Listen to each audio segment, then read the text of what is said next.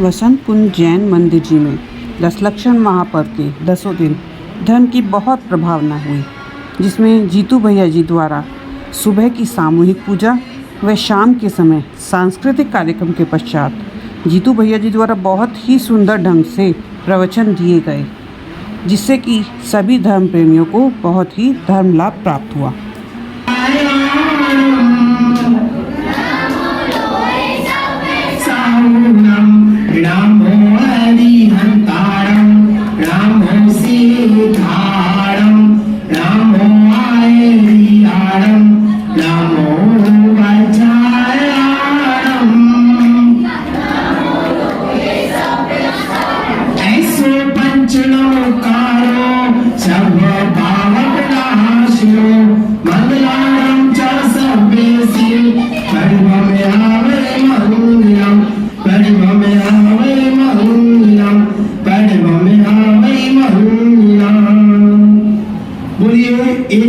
श्री कुंडलपुर के बड़े बाबा की बोले, अतिशय कार्य वाले प्रसन्न कुंज के पीरे बाबा आदिनाथ भगवान की, परमराज परमेश्वर पर्व की, उत्तम त्याग धर्म की, महासागिरों से भी जिनकी समता की धारा बहरी, सर्वमतों का स्वागत करते अनेकांत समता ठहरी, सर्वमतों को नदियों जैसा करते अपना अधिकार, ऐसे गुरु विद्यासागर को वंदन करते बारंबार, वंदन करते बारंबार।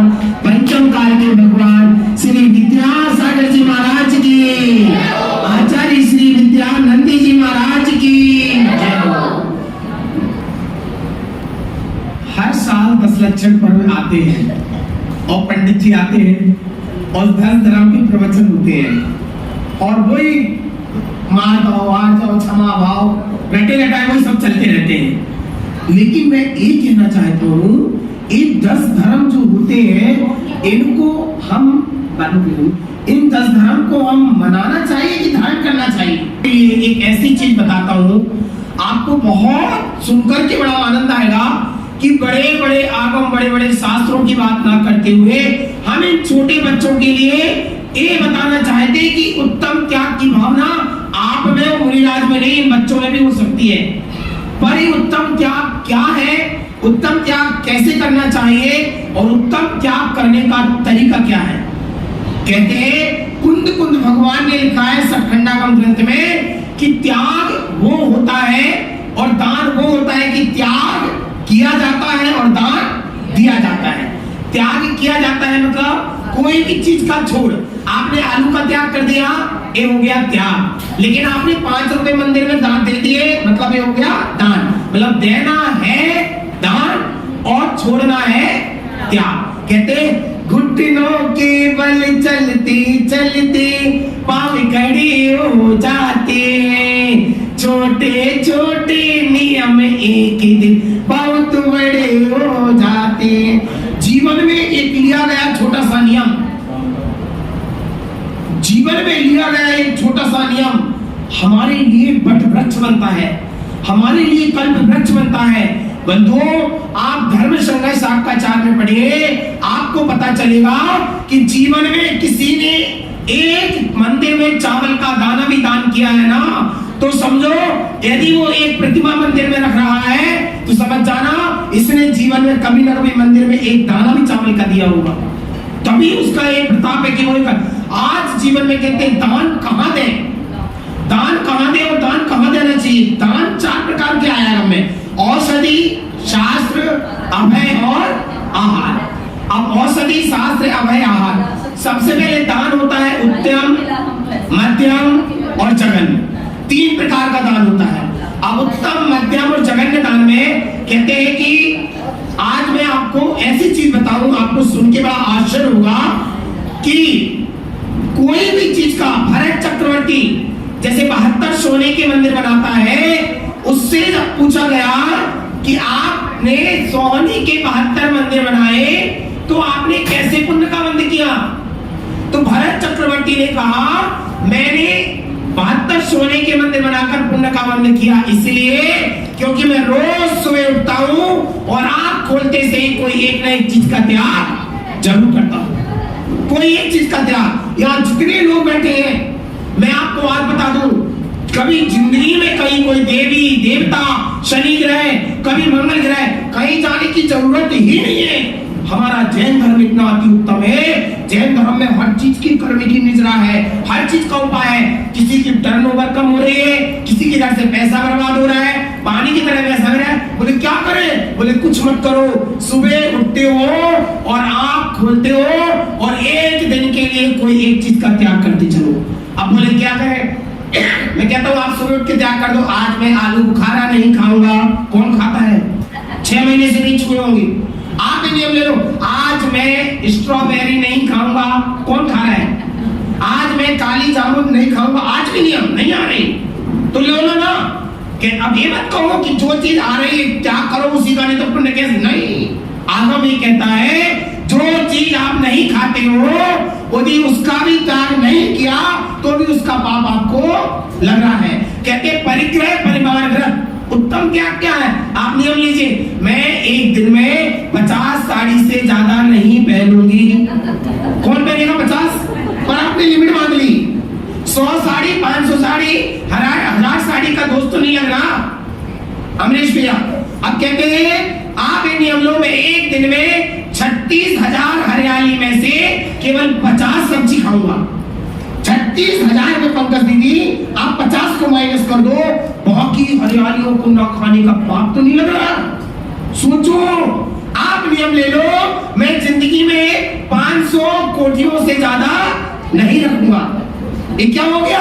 आपने एक लिमिट बांध ली, कम से कम 600, 1000 या 5000 कोठियां बनाने का दोष नहीं लग रहा। आप नियम ले लो, मैं जीवन भर 10 किलो सोना से ज्यादा सोना नहीं पहनूंगी। 10 किलो सोना, कितने हार होंगे? 10 प्रकार के होंगे तो 10 किलो भी कौन पहनेगा? यदि इतना भी आपने नियम ले लिया, एक कहलाता है परिग्रह परिवार व्रत। परिग्रह परिवार व्रत ये नियम जरूर लेना चाहिए। कहते सुबह उठ के कोई एक चीज का त्याग, आंख खोलो, आंख खोलो, आ जाओ और तुरंत आज मैं ये वाली चीज नहीं खाऊंगा। जहां पे इतनी शक्ति है, 30 दिन के बाद आप मुझे फोन करके बताओगे कि भैया जी हमारे जीवन में, हमारी फैक्ट्री में, हमारी लाइफ में। पर त्याग इसलिए मत करना ये भगवान टर्नओवर बढ़ जाए, आज मेरा ये त्याग, आज मेरा ये त्याग, और 30 दिन बाद कहो टर्नओवर ही नहीं बढ़ी तो फिर नहीं बढ़ेगी, क्योंकि आप टर्नओवर बढ़ने के लिए त्याग कर रहे हो। केवल आप त्याग करो, भगवान पता चला है मुझे त्याग करना है, इसलिए मैं आज इस चीज का त्याग कर रहा हूं। आपको बड़ा आश्चर्य होगा सुन के, आचार्य विद्यासागर महाराज जी के एक भक्त हैं, परम भक्त। अब वो 40 साल, आज से 38 साल पहले वो आचार्य श्री के पास गए।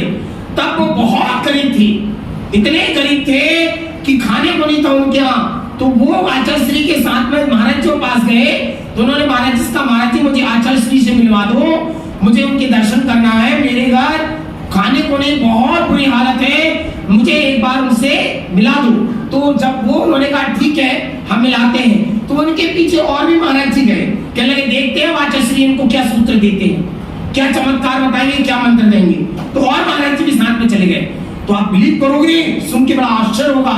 आचार्य श्री ने कहा क्या बात है, आशीर्वाद दिया, कहने लगा आचार्य श्री हम ऐसी ऐसी हालत है, बच्चों को पाल नहीं सकते, उनको पढ़ा नहीं सकते, बहुत ही कंडीशन खराब है, किराए से रह रहे हैं, पर आज पता नहीं पाप कर्म कैसे आ गया।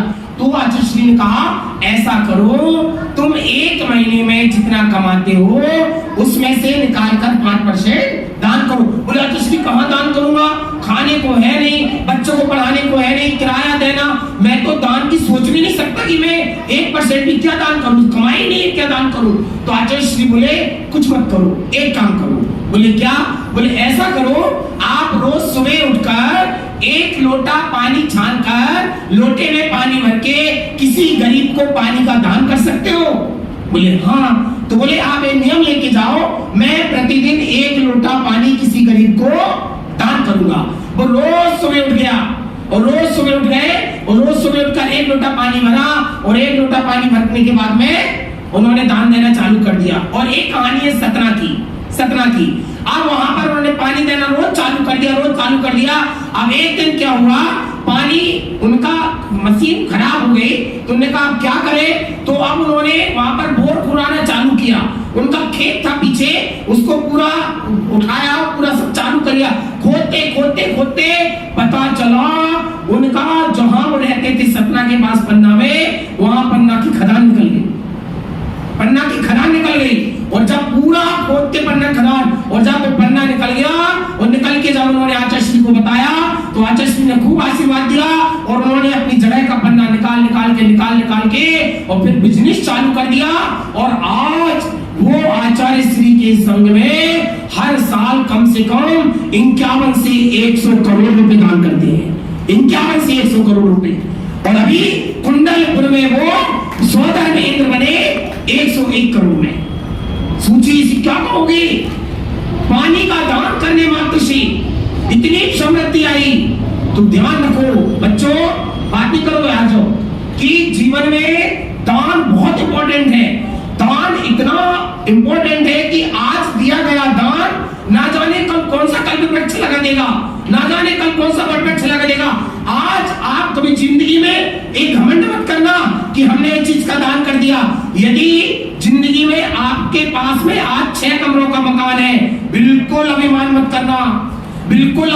करना, क्योंकि आपने जीवन में कोई मंदिर का भूमि शिलान्यास हो रहा था तो उसमें 6 ईंट दान की है। जब 6 ईंट दान कर दी आपने, तो उसी का आज पुण्य का फल है कि आपका 6 कमरे का मकान है। मैं आज दिल्ली में ऐसे लोग बता दूं जिनकी 5000 करोड़ टर्नओवर है और 5 लाख रुपए किराया दे रहे हैं कोठी का, और मकान नहीं बना पा रहे हैं। कुछ लोग ऐसे भी बता दूं जो जीवन भर पैसे कमाते मर गए, पर आज तक दिल्ली के अंदर एक कमरे का मकान नहीं बना पाए। और दिल्ली में मैं ऐसे लोग भी आपको बता दूं कि जीवन भर उन्होंने इतना पैसा कमाया, पर पैसा जिंदगी में आप घर में जोड़ ही नहीं पाए। तो कारण क्या है कि कभी उन्होंने दान नहीं दिया। पूर्व भाव का दान दिया था तो वो आज उदय में आ गया, लेकिन आज नहीं दे रहे तो बच भी नहीं पा रहा है। तो कहते हैं जीवन में 3 और जीवन में एक ना एक दिन 30 दिन में अपने घर में चटाई पे जरूर सो। 30 दिन में एक दिन चटाई पर जरूर सो। जीवन की कोई गारंटी नहीं है कि 30 दिन आपको डल्लब का गद्दा मिले। महीने के 30 दिनों में 56 भोजनों में एक दिन आप दाल रोटी जरूर खाओ, क्योंकि जीवन की कोई गारंटी नहीं कि आपको 30 दिन 56 भोजन मिले। आप बसंत कुंज मंदिर जीवन में 30 दिन में एक दिन पैदल नंगे पैर जरूर आओ। जीवन की कोई गारंटी नहीं कि आपको रोज मर्सिडीज मिले। ध्यान रखना बंधुओं, जीवन का कोई भरोसा नहीं है। ये जब कर्म उदय में आता है ना, अच्छों को पछाड़ देता है। आज मैं आपको एक चीज बताऊं, आपको सुन के बड़ा आश्चर्य होगा। जो व्यक्ति ये कह दे, आज मेरी बात ध्यान से सुनना, ये बहुत लोग ऐसे होते हैं दिल्ली में भी और इधर भी। बहुत बच्चे यहाँ भी मैंने देखे हैं, यहाँ भी देखिए मेरे बसंत कुंज में 2-4 बच्चे इतने ढीठ, इतने अक्खर और इतने गंदे मिजाज के कि मैं देख के दंग रह गया कि बाप रे क्या संस्कार होंगे और कैसे ये लड़का होंगे। एक बच्चा है पीतापुरा में, सुमंत भैया, मैंने उससे आज से 5 साल 5.5 साल पहले प्रवचनों में कहा, वहां मेरे प्रवचन थे 10 लाख के अष्टांग के, तो मैंने उससे कहा कि बेटा तुम मंदिर क्यों नहीं आते हो? तो बोले मेरे पास नहीं है मंदिर अंदर का टाइम पंडित जी। मेरे से आप बोले अपने जीवन की बातें करो कि क्या पैकेज है, क्या करना लाइफ में, कैसे बढ़ना, लेकिन मंदिर अंदर के मेरे से मैं नहीं कर सकता बात आपसे। मेरे पास धर्म की बात करने का टाइम नहीं है।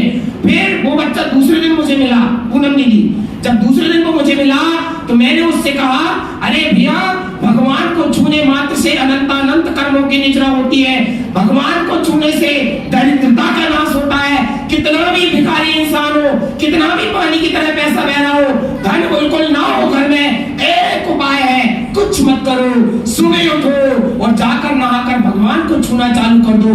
जिसने भगवान को छू लिया उसके घर से दरिद्रता यूं बह जाएगी, यूं निकल जाएगी, दरिद्रता रह नहीं सकती घर में। लेकिन बंधुओं, जब उस बच्चे से मैंने तीसरी बार कहा, मैंने कहा प्रयास तो करूं, मैंने कहा बेटा भगवान को छूने से अनंत कर्म दूर होते हैं, दरिद्रता दूर होती है। भगवान को क्या नहीं पंडित जी, मैं क्या छू किसी को, मैं भगवान को छू के क्या होगा? ये तो पता है मैं नहीं करता, प्लीज मुझे मत बोलो आप, मैं नहीं कर सकता। मैंने बोला ठीक है। फिर तीसरी बार और मैंने प्रयास किया और मैंने कहा बेटा तुम भगवान के ऐसी कर्म की मार पड़ती है, नहीं तो कहाँ राजा भोज और कहाँ गंगू तेली, पाप का उदय होता है तो महल की मरघट बन जाता है, और पुण्य का उदय होता है तो आपका मरघट भी महल बन जाता है। लेकिन पुण्य कमाना पड़ता है। जैसे पाप का घड़ा फूटता है तो कष्ट आने पर पुण्य का घड़ा भी फूटता है। आखिर वो माना नहीं, कहने लगे नहीं भगवान को छू के क्या, मुझे कुछ नहीं। मैंने बोला ठीक है, कोई बात नहीं बेटा, उत्तम क्षमा, मैंने खूब प्रयास कर लिए, उनके मम्मी पापा ने सबने खूब प्रयास कर लिए। आप बिलीव नहीं करोगे, ना मैंने उसको बददुआ दी, ना मैंने उसको कुछ कहा, बस मैंने इतना ही प्रार्थना करी पारसनाथ से कि हे पारसनाथ, इस बच्चे की मति पलटाओ, और नहीं तो इस बच्चे को ऐसी सीख लगे कि जीवन में इसको पता चले कि धर्म क्या है। आप बिलीव नहीं करोगे बंधु, 4 महीने भी पूरे नहीं निकल पाए, उसके माथे पर एक सफेद दाग हुआ, और सफेद दाग होते होते पूरे शरीर में सफेद दाग हो गया, पूरे पैर तक सफेद दाग हो गया, और अब पूरे शरीर में ऐसा सफेद दाग है उसके कि उसके शरीर से भी पीप निकलती है। यानी अब वो इंसान इस लायक भी नहीं रहा कि भगवान को छूना तो क्या, भगवान के ऊपर परछाई भी उसकी नहीं पड़ सकती। सोचो इसे क्या कहोगे। ये है कर्मन की गति नारी, जिंदगी में भगवान के लिए ऐसे भाव बनाने वाला, भगवान के प्रति ऐसे परिणाम करने वाला। अब ले बैठ जा तू, अब कर ले, छू ले भगवान को, मंदिर में चला जा, क्या करेगा, न तू दान कर सकता है, न तू भगवान को छू सकता है, न अभिषेक कर सकता है। ऐसे कर्म एक सेकंड उसके जीवन में उदय में आए तो ध्यान रखना बंधु, ये बहुत बड़ी चीज है। जो व्यक्ति ये कहता है मेरे पास टाइम नहीं है, कर्मन की गति नाली, करनी का फल बता रहा हूं, जो ये कहता है मेरे पास टाइम नहीं है, मेरे बच्चे रो रहे हैं, मेरे पास टाइम नहीं है, मैं रात भर नहीं सोया, मेरे पास टाइम नहीं है, मुझे ऑफिस का इतना काम था, मेरे पास टाइम नहीं है, मेरे पास बच्चों की पेरेंट्स मीटिंग है। तो मैं नहीं कह रहा हूं, एक करनी का फल पुस्तक आप पढ़िए, कर्म सिद्धांत, उसमें लिखा है यदि जो व्यक्ति ऐसे परिणाम बना ले कि मैं नहीं आ सकता, मेरे पास टाइम नहीं है, मैं बच्चे रो रहे थे, मैं रात भर जगा, मैं ऑफिस का काम है, मुझे टाइम नहीं मिलता, ऐसा बच्चा मर के कुत्ता बनता है, मर के कुत्ता बनता है। और उस व्यक्ति के पास फिर इतना टाइम होता है, इतना टाइम होता है कि कुतुब मीनार से लेके फिर वो लाल किला से लेके इंडिया गेट तक वो कुत्ता पूरी दिल्ली में घूमता है। फिर इतना टाइम भगवान देता है कि ले, तूने कहा था टाइम नहीं है, अब तेरे पास टाइम है, तू सबकी रोटी खा और खा घूमता रहे, और तेरे कीड़े पड़ते रहेंगे और फूटता रहे, और पूरी जिंदगी में तू निरंतर प्यार करता रहे। और आज भी आप यदि रास्ते में चलते हो और कहीं आपको कोई कुत्ता इधर से उधर चलता दिखता है ना, तो घबराना मत, उस कुत्ता को देखते हुए यही विचार कर लेना, ये भी कोई बुई वाले जन साहब है, ये बुई वाले जन साहब है जिनने कहा था मेरे पास टाइम नहीं है। बंधु, जिंदगी में भगवान के लिए मत कहना। यदि अमेरिका जाना होगा और ओले गिरते होंगे तो भी व्यक्ति नियम ले लेगा कि नहीं मुझे जाना, 1 लाख दिए हैं, तुरंत निकल आएगा अपने सॉल्यूशन करके। लेकिन भगवान के लिए सुबह 6 बजे उठने के लिए रजाई भी नहीं तो पकड़ी, वो रजाई 2 कौड़ों की, अरे रजाई को पकड़ो, ये रजाई क्या कर रही है मेरे लिए, 3 लोग के नाक को छूने के लिए रजाई मेरा अंतराय कर्म है, ये मुझे अंतराय कर्म डाल रही है, मैं भगवान को छूने के लिए इसकी क्या औकात है, संसार की कोई ताकत मुझे भगवान को पकड़ने से नहीं रोक सकती। और एक पुद्गल पर्याय अजीब रजाई मुझे ठंड में उठने नहीं दे रही है, उसको पकड़ो, उठा के लात मार के बैठो और भगवान के लिए दृढ़ता से चले जाओ। और जिस दिन आप मंदिर आते आते ना आ पाओ, जिस दिन आप अभिषेक ना कर पाओ, जिस दिन भगवान की भक्ति ना कर पाओ, तो घबराना मत। कर्म सिद्धांत यही कहता है आज तूने कोई ऐसा पाप किया है, उस दिन विचार कर लेना चाहिए कि भगवान आज मैंने ऐसा कौन सा पाप कर लिया कि आज तूने मुझे अपने सामने खड़ा होना पसंद नहीं किया, आज तूने मुझे अपने सामने खड़ा होना पसंद नहीं किया, मैंने ऐसा क्या कर लिया। बंधु, उत्तम त्याग इतना महान धर्म है कि जीवन में त्याग धर्म से बढ़ के संसार में दान करोगे तो दान में सब चीजें आ जाती हैं, कभी दरिद्रता नहीं होगी, किसी की गुंजाइश नहीं है। मैं जैसा इंसान आज से 30 साल पहले जब हमारे कर्मोदय में आए और कर्मोदय में आकर सब कुछ लूट गया, और आचार्य विद्यासागर महाराज जी से हमने कहा तो आचार्य कहने लगे धैर्य रखो और दान करो, धैर्य रखो और दान करो। तो भी हम लोग अपने घर से 1 बिस्किट का पैकेट खरीदते थे और लोगों को 1-1 बिस्किट बांटते थे, पर दान के भाव पूरे परिवार में थे और दान का भाव रखते थे। तो दान जितना है उतना ही करो, कोई नहीं कहता इतना करो उतना करो। आप बिलीव करोगे, जबलपुर के पास एक मंदिर है, जबलपुर के पास एक गांव है, उस गांव में करीब 2000 घर के जैन हैं। और एक दादाजी ने 55 करोड़ रुपए खर्च करके मंदिर बनवाया, 55 करोड़ रुपए खर्च करके मंदिर बनाया। लेकिन जब मंदिर बनाया उनने कह दिया मैं पंच कल्याण अब तभी कराऊंगा जब कुलदीप भैया मेरे भगवान विद्यासागर जी आएंगे, यदि जब तक आचार्य श्री नहीं आएंगे तब तक मैं पंच कल्याण कराऊंगा ही नहीं। आप विश्वास करोगे बंधुओं, वो परिवार 22-23 साल तक इंतजार करता रहा, लेकिन आचार्य श्री नहीं आए। लेकिन आज से 8 साल पहले मैं बता रहा हूं दान की क्या महिमा है, दान कैसे दिया जाता है। दान छिपाकर दिया जाता है, छपाकर नहीं। दान बता के नहीं दिया जाता है। दान एक बार दे दिया तो आप दोबारा ये मत कहोगे मैंने दिया था, नहीं तो जो दिया वो भी चला जाएगा। यदि आपने मंदिर जी में सोने के भगवान के नाम दे दिए, जब तक सोने के भगवान मंदिर में लिखे रहेंगे तब तक आपका पुण्य चलेगा। आपने किसी बीमार को दवाई दे दी, दवाई लेकर उसकी तबीयत ठीक हो गई, आपका पुण्य खत्म। ये मत सोचना मैंने दे दिया उसको तो ठीक हो गया, फिर भी हम कह रहे हैं हमने तो उसको 5,000 की पिछले महीने दवाई दी थी और 0 हो गया आपका। दान देने के बाद यदि आपने कह दिया ये मेरा है, मंदिर में आए मेरे दादा ने दिया था, ये मेरे परदादा ने बनाया था, अब परदादा वाले तो मर गए, लेकिन उनके नाम से हम कह के और अपने कर्म मान रहे हैं और जितना पुण्य था वो भी 0 हो गया। तो कभी भी दान छिपा कर दो, छपा कर कभी नहीं देना, बोलना नहीं। आज दे दिया वो जबर भगवान की हो गई, आज दीपक दे दिया वो देवी देवता ने ले लिया, वो आपका कुछ है ही नहीं वो। लेकिन दोबारा कभी नहीं कहना चाहिए कि मैंने दिया। आपने एक बार दे दिया इट्स गुड। कहते हैं उस गांव में 55 करोड़ रुपए खर्च करके किस लिए पापा जी, उस व्यक्ति ने पूरा मंदिर बना के रखा और 22 साल तक मंदिर बना रहा शरद भैया, लेकिन आचार्य श्री नहीं आए। लेकिन जब 22 साल के बाद आचार्य श्री वहां पर पहुंचे, उस गांव में पहुंचे और जब पंचकल्याण कराया, सुनना भाई अजमेरा पापा जी कितनी सुंदर परिणाम थे उस अंकल जी के परिणाम, उस भाव के। देखिए आप आचार्य श्री ने पंचकल्याण कराया और कहा फलाने को बुलाओ। वो आया तो आचार्य श्री से बोला कि आचार्य श्री बताइए, आचार्य श्री जी आप बताइए आपका आशीर्वाद। तो कहने लगा आचार्य श्री बोले आपने 55 करोड़ रुपए लगाए मंदिर में, इस मंदिर का नाम क्या देना है। उसने कहा आचार्य श्री इस मंदिर का नाम क्या देना है, मुझे आप 1 दिन का समय दीजिए, 1 दिन का समय दीजिए। आचार्य श्री बोले ठीक है।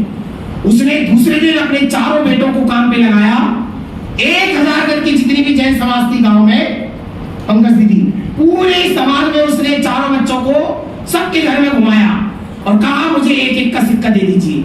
पूरी समाज से 1-1 का सिक्का उसने चारों भाइयों ने इकट्ठा किया और पूरे पैसे इकट्ठे कर एक छोटी सी चांदी की ईंट ली, इतनी सी ईंट ली और ईंट लेने के बाद मंदिर जी में जाकर गड्ढा खोदकर न्यू जहां भरने के हो रहा था काम, वहां पर वो ईंट उसने मंदिर जी में लगा दी। और दूसरे दिन जब आचार्य श्री के पास गए तो आचार्य श्री बोले आपने सोच लिया? तो बोले हाँ। तो बोले क्या? तो कहते आचार्य श्री मैंने ये सोचा है कि मुझे इस मंदिर का नाम देना है दिगंबर जैन पंचायती मंदिर, दिगंबर जैन पंचायती मंदिर। तो आचार्य श्री बोले क्यों, पैसा तो तुमने लगाया? बोले मैंने नहीं लगाया आचार्य श्री, इस मंदिर में मेरे पूरे गांव का पैसा लगाया है, मेरे पूरे गांव ने पैसा लगाया है, मैं अकेला लगाने वाला नहीं। बोले कैसे? बोले आचार्य श्री आप पूरे गांव से पूछ रहे थे को गांव ने लगी है वो। तो आचार्य श्री ने कहा गजब, और देखा पूरे गांव से 1-1 का सिक्का इकट्ठा करा और मंदिर में 1 ईंट लगा दी और नाम दे दिया मेरा खुद का नहीं, दिगंबर पंचायती जैन मंदिर, ये मेरा नहीं है पूरे गांव का मंदिर है। ये है उत्तम त्याग, ये कहलाता है दान। कि जिंदगी में कभी मंदिर के अंदर कितने सुंदर परिणाम रखो, इतनी नम्रता रखो, इतने गले मिलो और मंदिर में आते हो उत्साह पूर्वक दान दीजिए। जैसे यहाँ लोग फटाफट हाथ उठाते हैं, ये उत्तम दान, ये उत्तम दान। वो सोच सोच के दान दोगे, ये निकृष्ट दान है, ये जघन्य दान है। तो तुरंत इमीडिएट जिसने उठाया वो उत्कृष्ट दान में आता है। कहते बंधुओं समय अपनी गति से बढ़ रहा है, लेकिन आज मैं आपको एक दृष्टांत और बताऊं, आप सुन के दंग रह जाओगे। उस एरिया का नाम दिल्ली के अंदर शालीमार गार्डन, शालीमार गार्डन एक व्यक्ति है, सुनो बच्चों, एक व्यक्ति है उस व्यक्ति को मैंने केवल मात्र इतना ही अनुमोदना करी कि बेटा कुछ मत करो पर मंदिर में दान जरूर करो। आप इतना पैसा आपके पास, आप इतना नहीं तो आप इतना दान करो, पर दान जरूर करो। लेकिन उस बंदे ने दान के प्रति परिणाम बिल्कुल भी अच्छे नहीं करे और जीवन में कहते कहते भी उसने कभी भी दान नहीं किया। और एक बार उनके नगर में महाराज जी आए और उस कॉलोनी में मात्र 14 घर के जैन हैं और 12 घर तो पूरा एक कुटुंब है। सूतक लग गई, बोला कि आप चौका लगा लो, आप अकेले बच्चे हो। उस बंदे ने मना कर दिया कि हम चौका नहीं लगा सकते, जबकि कोठी भी है और 700-800 करोड़ टर्नओवर भी है, लेकिन उसने आहार दान के लिए दान मना कर दिया। इसके बाद उस मंदिर में चांदी की पालकी बन रही थी। उस समय मैं था, मैंने वहां प्रवचन दिए। पालकी में पूरे गांव ने, पूरे समाज ने पैसे दिए, लेकिन उस बंदे को मैंने पर्सनल बोला कि भैया, क्योंकि मेरा तो इसमें कोई स्वार्थ नहीं है सुनीता दीदी, मेरा स्वार्थ इसलिए है आप यदि 100 रुपए दे दोगे आपका 100 रुपए 100 करोड़ बन जाएगा। मेरा भाव है कि आप दो तो आपका ही फलीभूत हो, आप ही चक्रवर्ती का हो, मेरा क्या होगा। पर मैं देश ना देख के थक गया और उस बंदे ने भगवान की पालकी के सामने भी जाके खड़ा हो गया और पालकी को पकड़ के यूं खिसका दी। सबने सोचा इतना पैसे वाला है, कम से कम 4-5 लाख तो दे देगा, पर पूनम दीदी पालकी को यूं खिसका दी कि मैं नहीं दे सकता। आप बिलीव करोगे मेरे बंधुओं, आप बिलीव करोगे मेरे बंधुओं, आज समय निकलते निकलते 5 साल भी नहीं हुए, 700 करोड़ का व्यक्ति आज अर्जुन नगर में एक कमरे में किराए से रह रहा है। 700 करोड़ का व्यक्ति अर्जुन नगर में किराए से रह रहा है और एक जैनी के घर मैंने उसको जॉब लगवाई है और 15,000 रुपए की वो जॉब कर रहा है। उनके बच्चों को पढ़ाने के लिए भी उसके पास पैसे नहीं है। अब लोगों से दान ले लेके अपने बच्चों को पढ़ा रहा है। इसी क्या कहोगे अमरीश भैया, कर्म ये मैं क्या ना, कर्मों की परिणति ये नहीं है कि पिछले भाव में किए तो आज उदय में आ रहे हैं, आज करेंगे तो कल उदय में आएंगे। कर्म की परिणति ऐसी नहीं। कुछ कर्म ऐसे होते हैं जो आगे भविष्य में उदय में आते हैं, कुछ ऐसे होते हैं जो पूर्व के उदय में आते हैं और कुछ कर्म ऐसे होते हैं जो वर्तमान में बांधते हो तो उसका फल वर्तमान में ही तुरंत मिलता है, तुरंत मिलता है। बंधुओं, आज भीख मांग रहा है वो इंसान, भिखारी बन गया, उसके बच्चों को पढ़ाने के लिए चंदा कर करके पैसा दे रहे हैं, जिसकी 700 करोड़ टर्नओवर थी। बंधुओं, कभी जिंदगी में भगवान के मंदिर के लिए मना मत करना, एक का सिक्का दे दो। भगवान के दर्शन के लिए कभी मना मत करना, भगवान की भक्ति पूजन पाठ के लिए कभी मना मत करना, नहीं तो जीवन में व्यक्ति कहां राजा भोज कहां गंगू तेली, पुण्य की दासी लक्ष्मी है, लात मार भी दोगे तो भी लक्ष्मी दौड़ लगा के आएगी। लेकिन यदि पुण्य कम हो गया ना तो जीवन में लक्ष्मी की पूजा भी करते रहोगे तो लक्ष्मी कहेगी तू तो पागल है, क्या मुझे पूज रहा है। जिनेंद्र भगवान की मैं दासी हूं, जिनेंद्र भगवान को पूज तो तेरा कल्याण होगा, मुझे पूजने से कुछ नहीं होगा। तो ध्यान रखो बच्चों भी और सब लोग कि जिंदगी में मंदिर जी की कोई भी क्रिया हो रही है, अपनी सामर्थ्य के अनुसार दान जरूर करो, मना बिल्कुल मत करो। आज मैंने यही बोला, भले एक का सिक्का दो पर जरूर दो। एक घर का परिवार का एक व्यक्ति भी एक का सिक्का दिए बिना नहीं रहना चाहिए, क्योंकि उत्तम त्याग है। इतना बड़ा दान का पर्व है हमारा। और कहते हैं बंधुओं, राजा श्रेयांश के यहाँ भगवान के आहार हुए, अक्षय तृतीया को देखिए कैसे पंचाश्चर्य हो गए। और भरत चक्रवर्ती ने 72 वेदी में जाकर के 72 मोती दान करे थे और उसी भाव में पुण्य का बंध बन गया कि उसने 72 सोने के मंदिरों का निर्माण कराया। 72 सोने के राजा उद्यान नगरी में भरत चक्रवर्ती जब सुबह उठता था तो वह 72 चांदी की थाली, पीतल की थाली, सोने की थाली में पूजन के सेट लगाता था, द्रव्य धोता था और सबके सेट लगाकर सब भक्ति करते थे। और उसी भाव में इतना पुण्य बंधा कि 72 थाली के सेट लगाने से 72 सोने के मंदिर बना दिए। हमारा क्यों नहीं हो सकता बंधु, हमारा क्यों नहीं हो सकता। ये बहुत बड़ी बात है। आप जो चाहोगे वो चीज हो जाएगी। लेकिन जिंदगी में कभी भी भगवान आदिनाथ इतने चमत्कारी बाबा हैं, इतने चमत्कारी बाबा हैं, मैं आपको क्या बताऊं बंधु। परसों के दिन इसकी महिमा बताऊंगा आपको मैं, आप गदगद हो जाओगे। मेरे द्वारा जिन बच्चों के फोन आए उन्होंने कहा भैया ये कष्ट है, मैंने कहा व्रत में मैं इधर हूँ, श्रीफल चढ़ाने आ जाओ। आप बिलीव नहीं करोगे, यहाँ से वापस भी नहीं गए वो। 24 घंटे के 2 दिन भी नहीं हुए, कम से कम 5 से 6 बच्चों के काम बने, 5 से 6 बच्चों के काम आदिनाथ भगवान को श्रीपद चढ़ाने मात्र से। और हम क्या कर रहे हैं यहाँ बैठे? सोचो आप, कितनी बड़ी बात। एक व्यक्ति का 42 साल से केस चल रहा था, 42 साल से, जिनको मैंने रात में बुलाया था और रात में वो भगवान के दर्शन करके गए और मैंने बोला ये वाला मंत्र 23 बार पढ़ के जाओ और भगवान को देख के जाओ और मेरे को कल बात करना। आप बिलीव नहीं करोगे, आज सुबह 11 बजे फोन आ गया कि भैया केस निपट गया और केस हम जीत गए, केस हम जीत गए। ये है आदिनाथ। मैं क्या बोलूं आपको, ये क्या है? बंधुओं, ध्यान रखना, जीवन में दान की बहुत महिमा है। एक छोटा सा दिया गया दान कहां कल्प वृक्ष लग जाता है। कहते हैं एक साधु को आप आहार दे रहे हो, एक साधु को आप आहार दे रहे हो, तो आज दान के लिए इसलिए कहा जाता है कि तुम अपने हाथ से दोगे तो तुम्हारा हाथ ऊपर रहेगा, और जब ऊपर रहेगा तो जीवन भर तुम्हारा हाथ देने में ही रहेगा, लेने में नहीं रहेगा। पर एक बच्चे ने मुझसे प्रश्न कर लिया, भैया जी आपने ये बात तो कह तो दी कि देने वाला, देने हारे को रे बेइज्जत सो दिन रे, लोग पर में हम पे करे ताते नीचे ने। हे भैया, जीवन में कोई चीज देते भी हो किसी को तो अपनी नैनों को नीचे रखो, अभिमान घमंड मत करना, क्योंकि तू तो दे रहा है पर तू नहीं ले रहा है, तू रहा है पर देने वाला ऊपर वाला है, पर तू दे रहा है और तू कह रहा है मैं दे रहा हूं, ये तेरा भ्रम है, ये तेरा भ्रम है। देने वाला, तो बच्चा कहता भैया जी जब देने वाला ऊंचा है तो साधु तो आहार लेता है, तो तुम क्या के दिन जब तेरे हमारे घर में आहार लेने के लिए आया तो उसका हाथ तो नीचे हुआ। सुनना ध्यान से, उसका हाथ तो नीचे हुआ।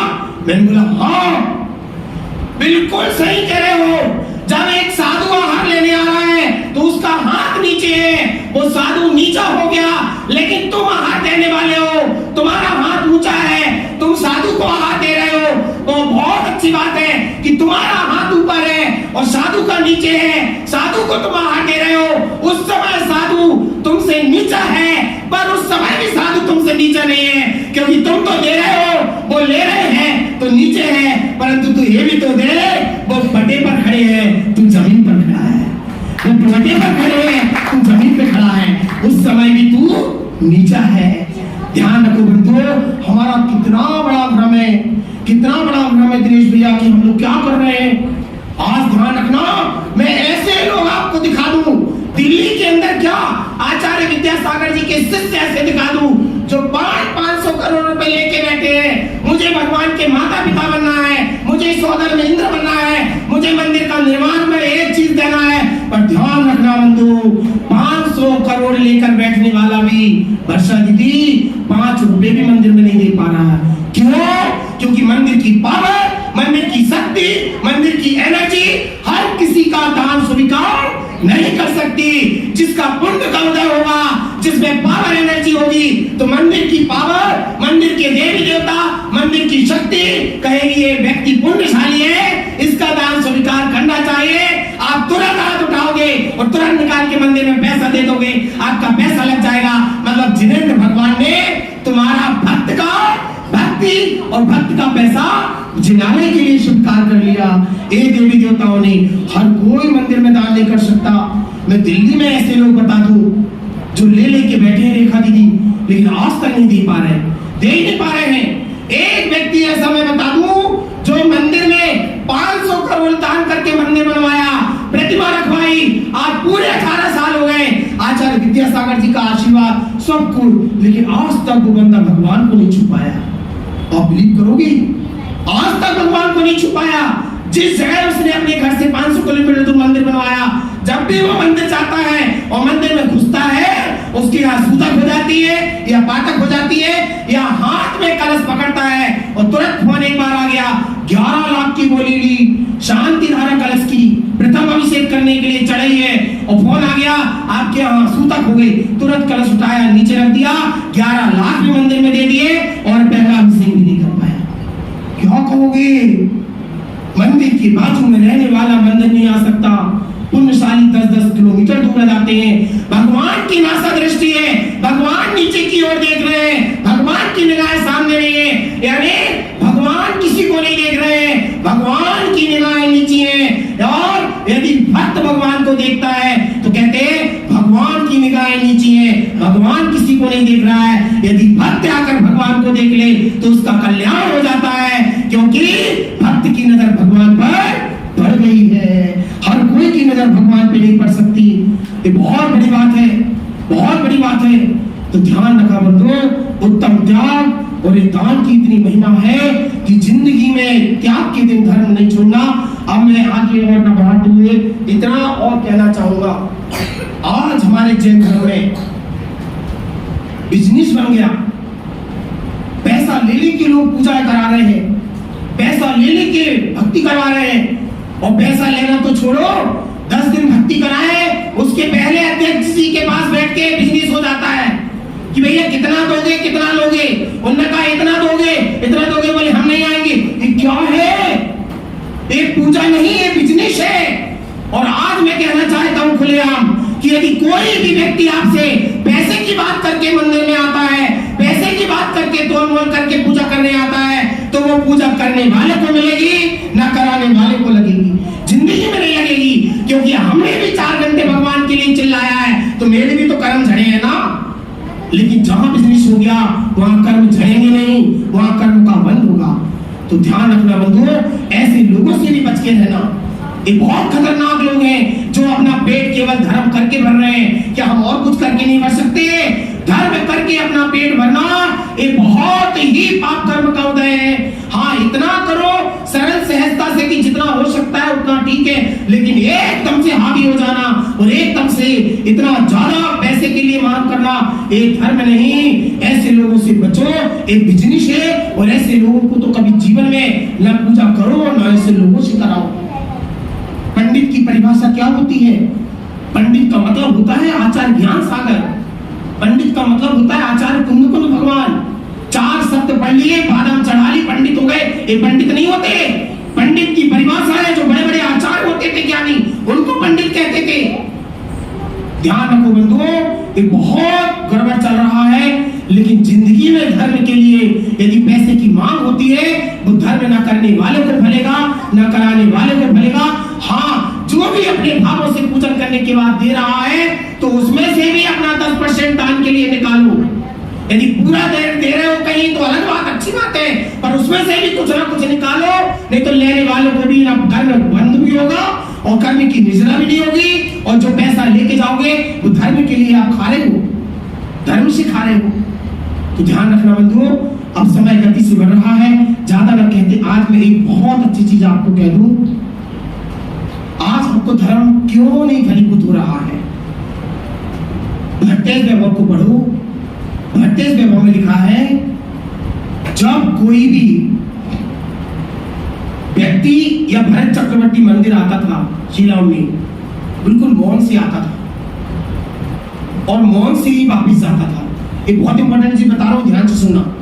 लेकिन आज मैं आपसे कह रहा हूं, जिसका शोरूम नहीं चल रहा है, जिसका पैसा नहीं आ रहा है, वो पूजा करने के बाद अपनी थाली जिसमें से द्रव्य चढ़ा रहा है, चढ़ी हुई नहीं, बिना चढ़ी में से 4 दाने ले जाए और शोरूम में डालता जाए।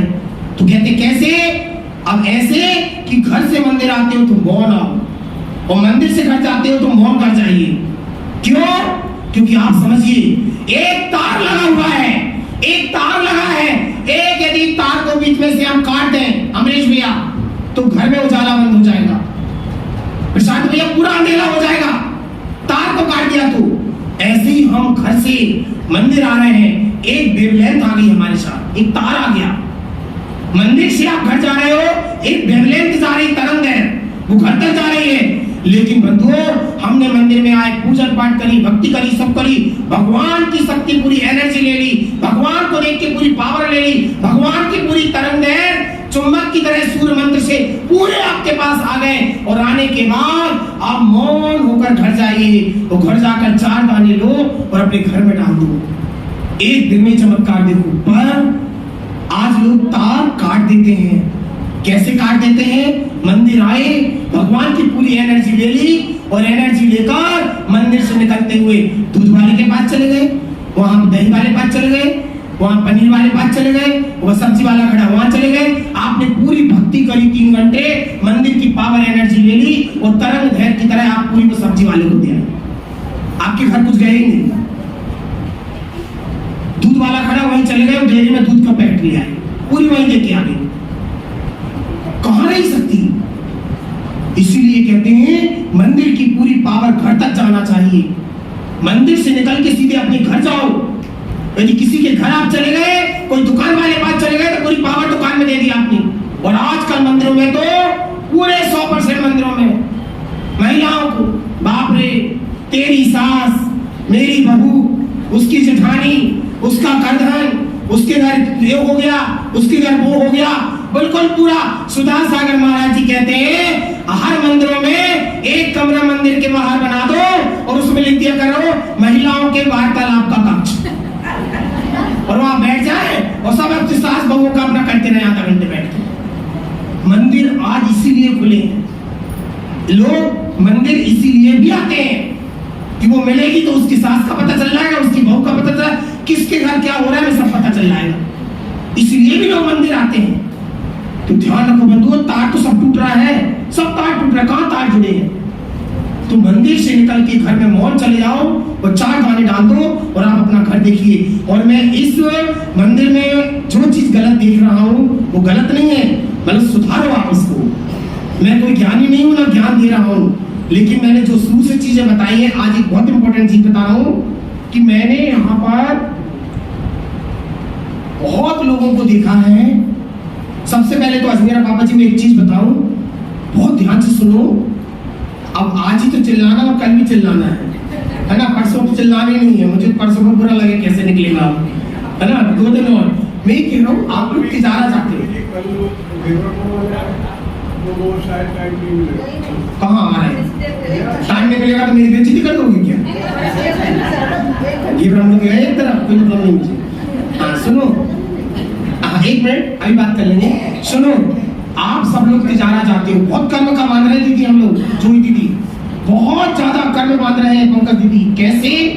हम 16 कारण भावना में, सुनीता मम्मी, एक भावना विनय भावना हम पाते नहीं है। हम कर्म पुण्य नहीं बांध रहे हैं। शरद भैया वो पाप का बंद करके आते तिजारा से। बोले कैसे? ध्यान से मेरी बात सुनना सब लोग, कंसंट्रेट करके। कुणाल भैया आप तिजारा जाते हो, तिजारा में मेन गेट पर जाकर हम 50 रुपए देकर एक मिट्टी का दीपक लेते हैं, दीपक लेते हैं। दीपक में तेल पूरा लबालब भरा है और आप चंदापुर भगवान पास गए, आपने केवल 15 मिनट या आधा घंटे पूजा भक्ति करी, रितु दीदी 15 मिनट आपने करी और वो दीपक 6 घंटे तक वहीं रखा रहा। उसमें और भी लोग आए और दीपक रखते गए। तो काम वालों ने मेरी आंखों के सामने, सुधा दीदी कान मेरे सामने, उनने वो भरे भरे दीपक उठाए और पीछे पद्मावती माता के पीछे गड्ढे में जा जाकर पूरे दीपक डाल दिए और देखा कम से कम उसमें 1 लाख कीड़े, 1 लाख कीड़े बिलबिलाते। मैं आपको कल वीडियो दिखा दूं, ले चल के अभी दिखा दूं तिजारा में 1 लाख कीड़े दीदी, इतने कीड़े बिलबिलाते। मैं ये कहना चाहता हूँ आधा घंटे तो आप चंदा प्रभु की जय करोगे और 6 घंटे तक वो दीपक रखा रहेगा, आप क्या करेगा? 6 घंटे थोड़ी ना बैठे रहोगे, तो अब वहां क्या करें? मुझसे लोग कहते भैया जी पर क्या करें? मैं बहुत सुंदर साल बता रहा हूँ, कर्म निर्जरा का और पुण्य का बंध कैसे होगा क्रिया में, मुझे टाइम नहीं है, नहीं तो मैं इतनी चीजें बताना चाहता हूँ यहाँ के लोगों को, क्योंकि यहाँ की मम्मी और पापा सब इतने प्यासे हैं सुनने वाले और सुनना चाहिए। आप एक चांदी का दीपक लीजिए, छोटा सा, बिल्कुल छोटा सा चांदी का दीपक। अमित भैया छोटा सा दीपक लीजिए चांदी का और अपने बैग में रखिए। एक छोटी सी प्लास्टिक की या स्टील की डिब्बी लो, उसमें बाती गीली करके रख लीजिए। दोनों डिब्बी आपने रखी वीणा दीदी, और दोनों आप तिजारा जाइए। तिजारा में जब अंदर गए आप अपना चांदी का दीपक निकालिए और उस गीली बाती को निकालो, उसको प्रज्वलित करके चंदा प्रभु की आरती पढ़ो, चंदा प्रभु का 40 पढ़ो और जब तक प्रज्वलित है तब तक आप बैठकर नीचे पूजा कर रहे हो तो वहीं रख दो। और जब वो शांत हो गया तो बाती निकाल कर वहां किनारे पे रख दीजिए, दीपक को पहुंचो और अपने बैग में रखो, बैग टू दिल्ली। हाँ, बैग टू दिल्ली। क्या कर रहे हैं हम लोग? तिजारा क्या महावीर जी हो, ये अपने बड़े बड़े इतने बड़े बड़े बच्चे पढ़े लिखे बड़े बड़े स्मार्ट 6-6 फुट के लड़के, इनको तमीज नहीं है। ये लोग मंदिर भी जाते हैं, हम देखते हैं मथुरा 84 में तिजारा मरई क्षेत्र में ऐसे दीप ले लेके, तुम काहे के पढ़े लिखे हो, तुम क्या पढ़ के इतनी बड़ी पोस्ट पे आए हो, तुम्हें क्या विवेक और क्या ज्ञान है। इसलिए तो कहते हैं संस्कार और ज्ञान लीजिए, कर्म का बंद कर रहे हो। जब कर्म उदय में आएगा ना तो ऐसी पटाख मारेगा ना, फिर कहेगा लाओ 1 करोड़ माला कर ले, फिर कुछ नहीं होगा 1 करोड़ माला करने से। आज के बच्चों को समझ में नहीं आती कि जीवन में हमारे लाइफ में 24 घंटे में 24 मिनट भगवान का स्मरण करो, जो कुछ भी है वो भगवान से है। तो दीपक का आप इस तरीके से काम करिए, कभी भी वहां से दीपक मत लीजिए। और आज एक इंपॉर्टेंट चीज बता दूं, कभी तिजारा महावीर जी में कहीं भी जाओ तो कभी भी वहां पर छत्र लेकर भगवान को छत्र मत चढ़ाना। बहुत इंपॉर्टेंट बात बता रहा हूं मैं आपको विद्या दीदी। एक बार आपने भगवान को श्रीफल चढ़ा दिया दिनेश भैया, एक चढ़ा दिया प्रशांत भैया, वो निर्माल हो गया, वो चल गया, वो भगवान का हो गया, वहीं पे देवी देवता ले जाएंगे, आप दोबारा उस पे हाथ भी नहीं लगा सकते। इसलिए आपने वहां से 500 रुपए की रसीद कटाई और छत्र लेकर भगवान को चढ़ा दिया। और चढ़ाया कहाँ, वो रस्सी बंदी उस पर टांग दिया, भले वो रस्सी उनके पैरों पे लगी हो, पैरों से भी लगी हो रस्सी, वही भगवान का छत्र पैरों पे चुल्लू पर पानी में डूब जाऊं। काय के जैनी, काय के संस्कारी और काय की विनय भावना, शर्म नहीं लगती लोगों को। इतनी बड़ी प्रतिमा है और प्रतिमा के सामने रस्सी बंधी है उसके पैरों के बाद, और छत्र सिर पे चढ़ाते हैं, क्या पैर पे लटकाते हैं। अरे भैया आपने 500 रुपए की रसीद काटी और छत्र ले लिया और अंदर जाकर छत्र चढ़ाया और आप अंदर से बाहर भी नहीं आ पाओगे, वो छत्र आपका फिर बाहर आ जाएगा। दूसरा व्यक्ति आया उसने फिर चढ़ा, अरे आप ऐसा क्यों करते हो, 500 की रसीद कटा के आप छत्र चढ़ा रहे हो, उससे अच्छा 500 रुपए का छोटा छत्र खुद ले जाओ खरीद के। छोटा सा 500 रुपए का छत्र साल में एक बार जाओ, एक अपना नया छत्र खरीदो और उस छत्र को जाकर भगवान को, अब आपको हम कैसे चलाएं, जब रस्सी पटाएंगे तो क्या करें, सिर पे क्या करें। और वहां तो एक बच्चा कहता है 10 लाख का सोने का हीरे का लगा है, हमारा कौन लगाएगा। हाँ, इसका सॉल्यूशन है। अब क्या है वर्षा दीदी, जो भी आपके साथ बच्चा गया है आप उसको धोती पहनाओ, नहीं तो जो भी वो अभिषेक कर रहे हैं आप अपना हाथ लगा के उनको वो छत्र दीजिए। वो छत्र सोने के छत्र के ऊपर छत्र टच करेंगे। जब तक आप छत्र ते विभाति सांकांत वाला श्लोक पढ़ोगे, छत्र ते भगवान के चरणों में समर्पयामि नमस्तुभ्यं नमो नमः, और वो छत्र लेकर भगवान के वहां रख देगा, आप बैठ उठेंगे, आपका छत्र चल गया। क्या रस्ती पर टांग रहे तो टंगा रहेगा। जरा विवेक रखिए, एक बार चढ़ी हुई चीज दोबारा चढ़ाओगे, ये निर्माल्य का दोष है। ये मैं प्रवचन नहीं, मैं आपको एक बहुत सुंदर तत्व चर्चा बता रहा हूँ कि जिंदगी के लिए सचेत रहो और जिंदगी के लिए सतर्क रहो, क्योंकि 1 सेकंड में ऊपर से पलक नीचे करो 35 कोड़ा कोड़ी कर्म बंध जाते हैं। तो हम तो कर्म तो बांध ही रहे हैं, निर्जरा कहाँ करे खसो रहे। संगम प्रभु को छत्र चढ़ाए, जम्मू स्वामी को छत्र, क्या छत्र चढ़ाए, छत्र चढ़ा के नहीं आए। ये मेरी नहीं, ये प्रमाण सागर और सुधा सागर की वाणी है। ये जिंदगी में कभी चढ़ा हुआ छत्र दोबारा नहीं चढ़ाना। और दूसरों को आप मना करते हो नहीं मानता, कोई बात नहीं, गिर गिर के संभलना होगा, सही राह पर चलना होगा। किसी भी हाल में किसी को बदल नहीं सकते, हर हाल में खुद को ही बदलना होगा, हर हाल में खुद को बदलना होगा। हमें करना क्या है, किसी से कोई कुछ करे उसका पाप वो जाने, उसका काम वो जाने। मुझे तो मेरे गुरु ने बताया है, मेरे तो आगम में लिखा है, इट्स गुड इट्स राइट, मुझे ये काम करना है, तू कर तो कर, ना कर तो बाहर जा, मुझे क्या करना तेरे से। मेरा काम एक बार बताना है, बता दिया तो मार्ग पे लग जाओ, नहीं लगा तो तुम्हारा काम ना हो। ध्यान रखो, बहुत इंपॉर्टेंट चीजें हैं। अब इतना टाइम नहीं है, कहने को बहुत मन कर रहा है, ऐसा लग रहा है पूनम दीदी चिल्लाते रहो, खूब चिल्लाने में मुझे आनंद आता है। मैं कहता हूँ भगवान मेरा शरीर का सब कुछ कर देना, लेकिन मेरी वाणी को कभी गड़बड़ मत करना। हाँ, अब बस लास्ट में ये बता दूं, मैं यहाँ पर पूनम दीदी बहुत लोगों को देख रहा हूँ कि लोग गंदोदा को पता नहीं कहाँ लगाते हैं। एक चीज किसी जन पापा जी आपको इतना पुण्य मिलेगा, इतना पुण्य मिलेगा। मैं कह रहा हूँ पूनम दीदी, इतना पुण्य मिलेगा महिला मंडल को। और आप लोग यदि एक बहुत सुंदर बोर्ड बनाओ और बोर्ड में आप ये पूरे इंस्ट्रक्शन लिखिए। इससे लोगों को पढ़कर के ज्ञान होगा, इससे उन्हें विवेक और विनय आएगा, फिर वो लोग वैसा करना चालू करेंगे। भगवान का गंधोदक केवल माथे पे लगाया जाता है। आपको बिलीव ना हो तो जिम्मानी में आपको दिखा दूं, 11 नंबर पेज पर, 11 नंबर पेज पर जिम्मानी में लिखा है, भगवान का गंधोदक मात्र सिर पर लगाओ, सिर के अलावा अन्य किसी स्थान पर स्पर्श करना भी वर्जित और महान पाप है। और इसका लॉजिक भी है। रजत भी आप ऐसे खड़े होते हो, ये आपका अधोलोक है, ये आपका मध्यलोक है दीदी, और ये ऊपर हो गया ऊर्ध्वलोक। ऊर्ध्वलोक का सबसे ऊंचा भाग हो गया मस्तक। यहाँ पर सिद्ध शिला विराजमान है, ईस्ट प्रागभार अष्टपृथ्वी। तो जो भी चीज भगवान से निकल के लगाओगे वो आप भगवान की जगह पे लगाओगे। आप नीचे नरकों में थोड़ी ना डराओगे, स्वर्गों में थोड़ी आओगे। ये विज्ञान है। हाँ, क्या प्रश्न है? नहीं, 9 मलद्वार है हमारे शरीर में, 9 मलद्वार है, जिसमें एक मलद्वार हमारी आंख है, जिसमें से कीचड़ निकलती है। मलद्वार में गंधोदक लगाने से घर में दरिद्रता आती है। मलद्वार में गंधोदक लगाने से घर में सब कुछ विनष्ट हो जाएगा। जिंदगी में ध्यान रखना, कभी भगवान का गंधोदक गले में, यहाँ तो लोग थोपते हैं और पेट ऊपर कर करके लगे।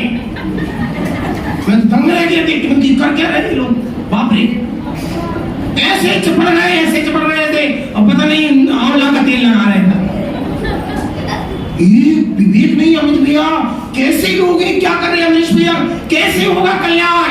बड़ी बड़ी पोस्ट पे जाकर अच्छा पैकेज कमाकर मर्सिडीज बंगला तो हर पापी व्यक्ति भी कमा लेगा, लेकिन पुण्य और विनय और विवेक, एक समय दृष्टि इस मनुष्य पर्याय जैनी कुल में आया इंसान ही पाल सकता है। ऐसा भवन नहीं मिलेगा, नहीं मिलेगा। मरने के बाद मनुष्य नहीं बनेंगे, मरने के बाद मनुष्य बनेंगे नहीं, और धोखे से बन भी गए तो जैनी कुल नहीं मिलेगा, और जैनी कुल भी मिल गया तो अंधे गूंगे हो गए तो हम क्या करेंगे? अभी तो लॉटरी खुल गई हमारी, सब कुछ मिल गया, फिर भी क्यों नहीं चेत रहे हैं? तो भैया ये बिल्कुल इंस्ट्रक्शन लिख दिया जाए, भगवान का गंधोदक केवल मात्र मस्तक पर लगाया जाए। मैंने कम से कम 250 मंदिरों में लिखवाया है, खूब बड़ी राइटिंग। मंदिर में काले कपड़ा पहनना निषेध है, मंदिर में बरमुंडा पहनना निषेध है, मंदिर में लोअर पहनना निषेध है, मंदिर में विनय पूर्वक से ढक कर ही पूजा करें, नहीं तो फाइन है। मंदिर के अंदर टोपी लगाकर ही प्रवेश करें। मंदिर के अंदर आपका मंदिर के अंदर सॉक्स पहन के ना आए। आप मोजे पहनकर लोग घुसे, तीन लोग मोजे पहन के घुसे। दीदी बड़े दुख हुआ मुझे, इतना रोना आता है मुझे, मैं क्या करूं? पूजा कराऊं क्या रोऊं? सुनिए, इतना दुख लगता है कि क्या हो रहा है। हमारी अजमेरा वाली मम्मी बैठी है, हमने ऐसा स्थल प्रवचन दिए थे कि भगवान की भक्ति सीधे पल्ला लेकर करो, भगवान की भक्ति सीधे पल्ला लेकर करो, उल्टा पल्ला लेकर करोगे तो उल्टा ही उल्टा होगा। मैना सुंदरियों सतियों ने और सोदर इंद्राणियों ने सीधा पल्ला लिया है, सच्ची बन के पूजा करी है, उल्टा पल्ला मत लो। हमारी मम्मी ने उसी दिन सिद्ध चक्र में नियम लेके आई थी कि मंदिर के अंदर मैं जब भी जाऊंगी तो पूजा भक्ति सीधा पल्ला लेकर करूंगी और चुनरी डाल के करूंगी। ये बैठी हमारी ऐसे इतनी इंटेलिजेंट, बहुत सुंदर, जैसे बहुत लोग हैं दिल्ली में। तो कहने का मतलब ज्ञान लीजिए। अब मैं समय हो गया, अब मैं नहीं बोल सकता भैया, डर लग रहा है, लेकिन बस अंत में एक चीज और बोल दूं कि भगवान का जो कमल है, भगवान का जो कमल है, आपसे पूछा उसका नाम क्या है, नहीं पता, अनंत चौदस को बैठेंगे। पर आज मैं प्रश्न पूछना चाहता हूँ, भगवान को देखकर तेरे निहार मुद्रा बैठो जामन मरण जी, तेरी मुद्रा निहार के मेरा जन्म मरण दूर होता है। हे भगवान, तेरे शरीर के अंदर क्या क्या बना है मुझे कुछ नहीं पता।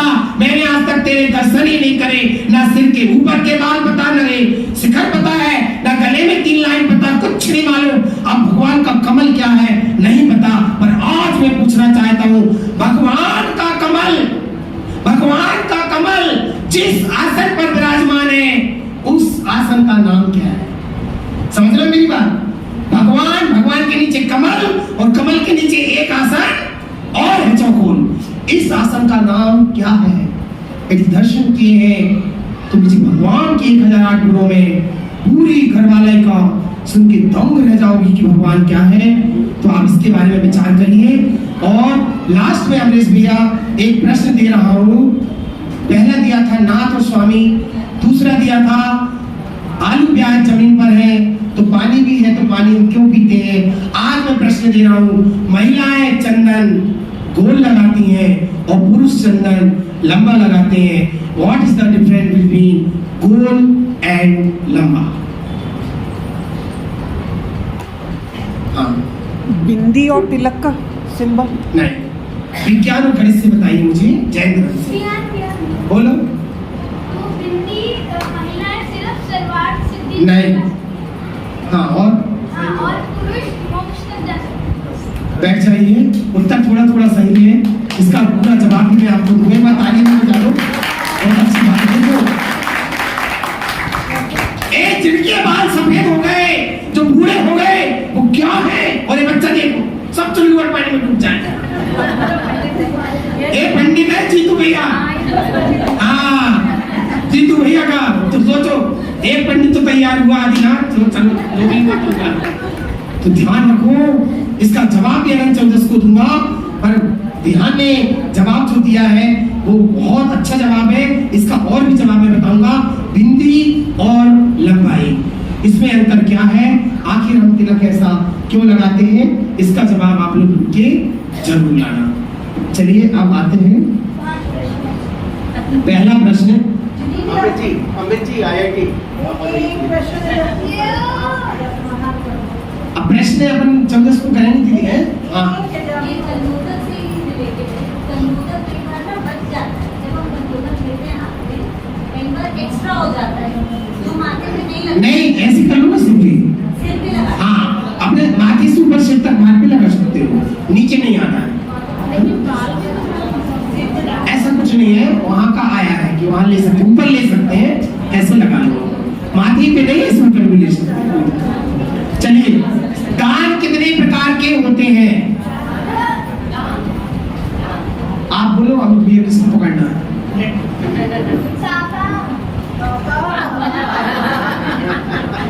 पापा आप कुछ नहीं चलेंगे इधर। दान वर्षा दीदी आप बताओ।